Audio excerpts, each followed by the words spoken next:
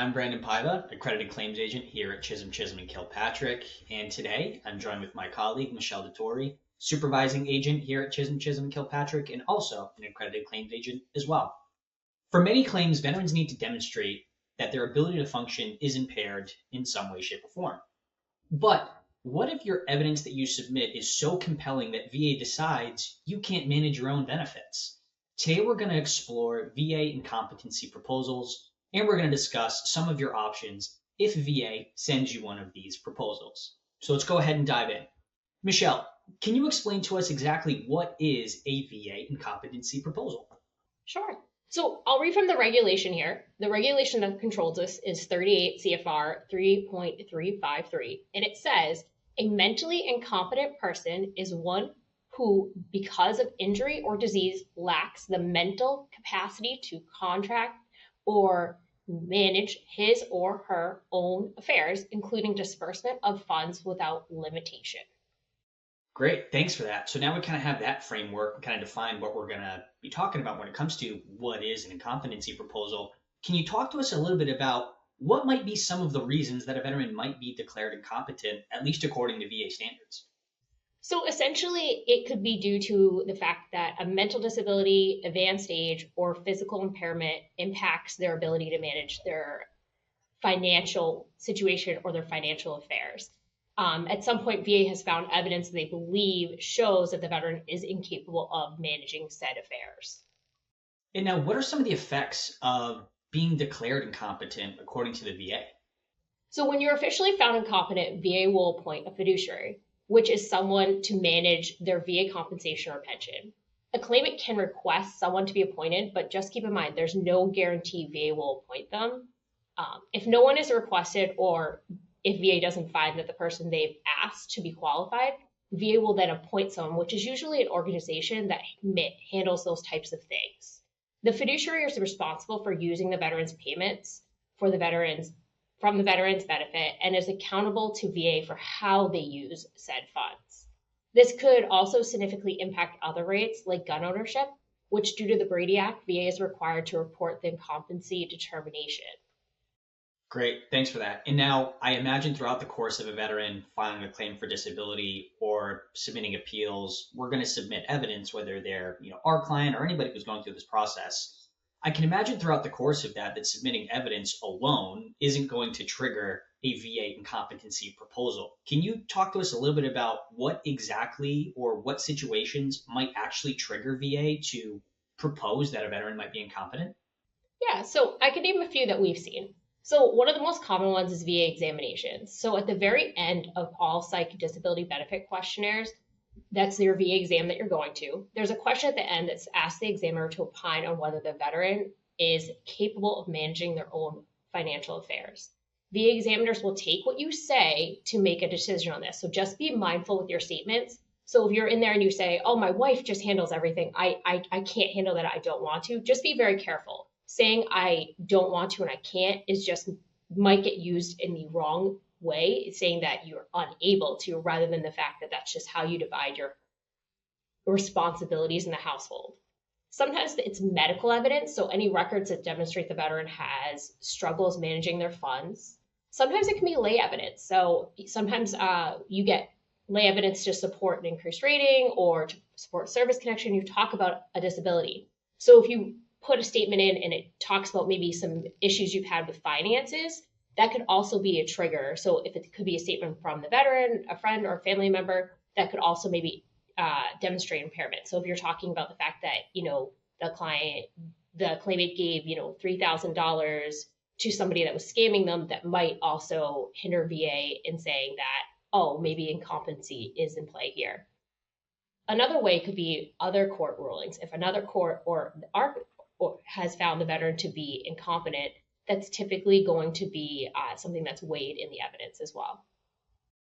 Great. And now it seems like, pretty much whenever you're trying to submit an increased rating specifically for, or more commonly like psychiatric conditions, it seems like VA might be able to do this kind of whenever they want. And obviously being proposed as being incompetent is a big deal because there's a number of other stipulations where if VA declares that a veteran is incompetent, there's a lot of other things that go into, even how a veteran receives his or her compensation benefits per month. So with this sort of in mind, how much of a risk are, our clients or veterans sort of at when it comes to being proposed incompetent by VA? I think a good way to answer this is how often do we see it and when do we see it the most? We do see it. I would say the most we see it is in two situations. When a veteran is rated 100% scheduler for their psychiatric condition, you see this a lot because the symptoms and the criteria for that rating often align with the same rating criteria or criteria for incompetency. A lot of times when we're going for aid and attendance, sometimes when you're going saying the veteran needs assistance with their activities of daily living, sometimes then that comes into play talking about managing financial affairs. So you're often seeing people talk about that, which then brings up an incompetency proposal. But keep in mind, VA needs clear and convincing evidence to propose incompetency, and any reasonable doubt should be resolved in the favor of the veteran regarding competency. Great. I think that's great information. Now, I think we had just sort of stated, and I think that, throughout the duration of the video, I think that we've kind of emphasized just how important and really just kind of how much of a big deal it is for VA to propose a veteran to be incompetent for handling their disbursement of their VA disability compensation funds. Now, what should a veteran do if he or she is proposed to be incompetent by VA? What do they do if they disagree with this proposal from VA? So VA will issue what we call them notice of action letter or decision, where they propose the incompetency. You have 60 days to respond to the proposal and 30 days to request a hearing. In those 60 days, you can submit evidence to demonstrate you are capable of managing your own funds. So what can you submit for evidence, right? A statement from your doctor, which can simply just say you are competent to manage your own funds or finances. This is the one we will suggest the most. You could also submit lay evidence, maybe a letter from your landlord saying that you pay your bills on time or you're paying your rent on time and you've never been behind. Proof just generally of your bills being paid on time, and maybe bank statements that show that there's no issues there as well. Anything that you have that shows that you are managing your funds and your finances correctly and adequately would be good evidence to submit here. Yeah, there's a lot of creative ways or a lot of creative pieces of evidence that a veteran can go out and obtain themselves to try to show VA that, well, although you were proposing me to be incompetent, here's a number of other ways that I'm actually able to manage my own funds. And now typically when it comes to proposals, just really quickly as far as what happens after a proposal is issued, very typically speaking, a veteran will have 60 days to submit additional evidence to basically combat against that proposal. Now, after that 60 days, VA will then render a decision.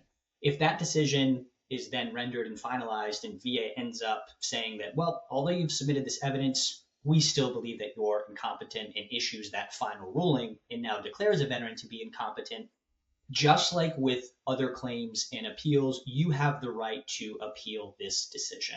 More often than not, veterans are able and can appeal this finding up to the Board of Veterans' Appeals, where they can then present more evidence to hopefully overturn the decision. I think ultimately receiving a VA incompetency proposal can be pretty intimidating, but just as Michelle had said, VA must have clear and convincing evidence. So you should be able to defeat an incorrect incompetency proposal with a number of creative ways that we sort of talked about, pieces of evidence that you can go out and obtain on your own. Be sure to remember that you have a 60-day window to respond when it comes to most, if not all, of these proposals. You can submit evidence and, if necessary, even seek legal assistance within those 60 days after a proposal is issued. Now, if you still have some questions, be sure to watch our other videos on very similar topics, like what evidence to submit with your claims and how to appeal VA decisions. If you still have questions, consider consulting with a VA accredited advocate for some guidance. I think that pretty much wraps up the video. Thanks, Michelle, and thanks for watching. Take care.